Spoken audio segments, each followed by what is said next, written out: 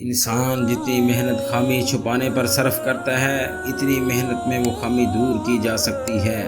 اچھے لوگوں کا ملنا ہی اچھے مستقبل کی ضمانت ہے۔ انسان کا دل توڑنے والا شخص اللہ کی تلاش نہیں کر سکتا۔ کشتی ڈوبنے لگے تو اس میں سوار لوگوں کو خود ہی اللہ یاد آ جاتا ہے۔ توبہ کے بعد گناہ کی یاد بھی گناہ ہے۔ زندگی خدا سے ملی ہے، خدا کے لیے استعمال کریں۔ دولت خدا سے ملی ہے، خدا کی راہ میں استعمال کریں۔